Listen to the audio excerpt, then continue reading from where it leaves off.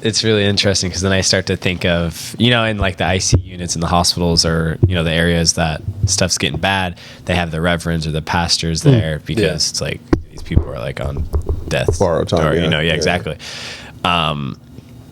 Or in like some movies, I watched this movie, God's Not Dead. Have y'all seen that one? I think I've seen it. So there's a scene where, and it's very, I think it's in like a lot of different other movies or in, just the idea of it. And in the hospital setting where like, someone's dying and like the pastor will be there and they'll be, this is, your last, you have an opportunity here to accept Christ as your savior or like, whatever your belief is. Maybe you're Muslim or whatever. So they have that specific pastor for you there. But for like Christian, since what we're talking about is that, they have that and they're like, this is your last chance, or that's weirdly put, but this is your opportunity to accept Christ and do blah, blah, blah, blah. They just say that. And then since what we said, like he judges our heart, they're not going to go to heaven because they were just saying that because they're dying. Or did they mean it with their heart because they were dying? Dude, they're like, crap, I'm dying. Like my heart means it because I'm freaking dying right now. And I think, or like what? Only Jesus knows that. I don't think it's not our role to judge. I'm not supposed to judge his heart or your heart or your heart. Right. Yeah, I was just bringing it up for discussion. No, I agree because there was a time when I was much younger when Michael Jackson had died. I remember going to church. I forgot if it was on a Saturday or something, but I was at church the next day. And I remember seeing some ladies talk about it, and I remember one of them goes, "Oh yeah, he could have honestly went to heaven." And then the other lady was like, "No, he was living such a worldly life." And then I remember the lady goes, "Well, if he repented for his sins and gave his life to Christ in those final moments, he would have went to heaven." And I remember just thinking, is it that simple? Can I just do whatever I want? And then as soon as I'm about to die, just be like, "God, forgive me. Jesus, I accept you in my life. All right, time to go." There's a perfect example of that in the Bible. When Jesus is getting crucified, he's next to a murderer and a thief or something. One murderer looks at him and is like, started cursing him. Be like, "Yeah, who are you, son of God? Take yourself off the cross." And the other one just looked at him and said, "Hey, just remember me when you go." And he said, "That day we will be in paradise together." So for your example, I think like all those bedside, like this is your last chance. I bet you like 50% of them will go and 50% of them won't. It is solely based on what their heart truly meant in that moment, and no one's to know but him. And you can also argue it changes. What you feel in your heart changes. Right? And so at the end of the day, what I might feel is real now. Like you can give your life to Christ now, and then in 10 years be like, "I don't even believe in you, God." And then in 20 years go back to, "I give my life to Christ." Like it changes. I mean, you can definitely have someone that's like, "Get out of here, Pastor. I'm here because of him." Still be very spiteful and everything. I think like there's this verse in the Bible. It's amazing. It says, it speaks on what you're saying. The human heart is deceitful, right?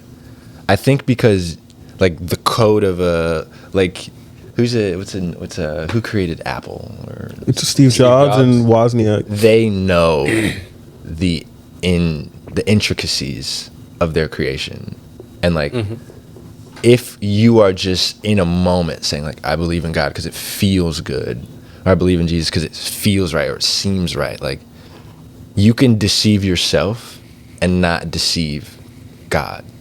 Like God knows even greater than yourself if you're just saying like, "I believe in this moment." And that's why I think the judgment of how we see someone saying like, "Oh, I'm a Christian," that's why we're not even supposed to judge them, because someone can claim they like love Christ or like love God, but like in their heart they're just really having a relationship because they are using it as like a vice to lean on for this season of life, but then as soon as things get better they're fine, or like they just want, I don't know, like a community to be a part of. And then it's like only like when we face God one-on-one, we can't lie to him. Like, but they can also really mean it in the moment. Like that can really be where their heart is. Yeah, because they're dying. Right. Yeah. Does that erase the whole lifeline of doing godly things? Right. But then you also ask yourself, you right now where you are and how you found God or how you found God or how you found God.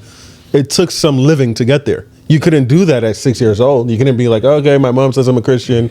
I believe in God. I'm good." You need to live enough, experience enough, and understand what you want. Right? And so there is always going to be a past. right? Yeah, I'm not. And so your present I think- can literally be like, I find, like, you can be 18 years old and go, okay, I believe in God, I give my life to Christ. And then you can generally be 28 years old and go, I don't believe in God. Yeah. Like, that Right. can happen. And I- both of those can be true. I agree. And what I'm saying now is like, for that to happen, right? I believe this sounds really harsh, but like, for that to happen, there's some level of like fickleness where like the belief wasn't rooted in a foundation of like, Or now you're just starting to judge where someone's heart is because you don't know. How would you know? If it's left to God to know that, then you don't know whether or not there's fickleness. You can't even comment on that. if someone, let's just use things we can understand, like relationships. Sure. If someone says, I love my wife, a year later, I don't love my wife. 3 years later, I love my wife again.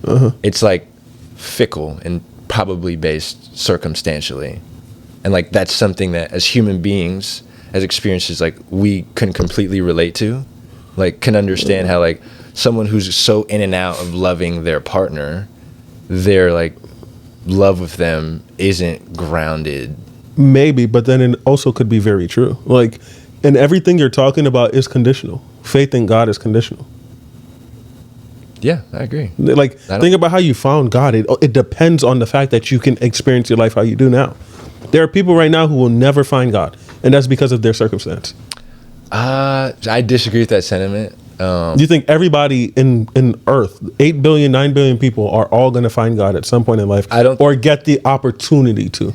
I believe everyone will have the opportunity I disagree. to learn and, I like, disagree. or hear it. I don't necessarily think they will have the opportunity to like be No. taught it in some great capacity, but No, I think there's, you're like- looking there's, at like- it from no. There's like I no, would- there's like no one who's I wouldn't bet money that No, on that. I no. wouldn't bet money. There are people who are going to grow up in a mountain somewhere in Nepal and never once, just like you said, never leave their 50-mile radius, will never once come down from that mountain and will never want to hear about God. There are people who will grow up in a Hindu home, a Judaism, whatever, like Jewish home, whatever home, and will never once even hear the word God, Jesus, I would be in their willing to life. bet that the fact that like Jesus was just a Jewish guy from Bethlehem, right? And now over the past however many years, 7 billions of people have been Christians, right? I think you're limiting God's capacity to touch people and like get to people. And because I believe God is like bigger than our understanding, like I don't think I can be known by all 8 billion people on earth. But because God is above this level of existence, I am not doubting God's power to So- give himself the opportunity I think- to present himself to others. I think that I wrestle with that idea Yeah, because 100%. like I mean, I go back to like the kids that I worked with at that group home. I can't speak on the first 6 years or 7 or 8 years of their life if they had any opportunity to go to church or Bible school or youth group or anything like that. Or if I had a neighbor, that would like, hey man, can I pray for you or something like that? I have no idea. But I can speak on the time at Morningstar, that group home that I worked with. That was, unfortunately, it was during a time where I was wrestling with my faith a lot, wrestling with God. And I personally didn't encourage them. I wasn't getting them to hate on God. I wasn't this is, God's fault. You should never be a Christian.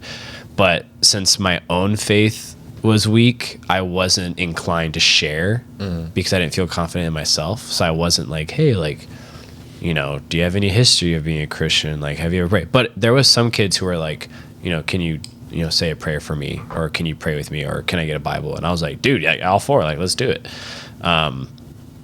But again, there was more kids in there for the 2.5 years that I worked there that had no exposure to anything like that.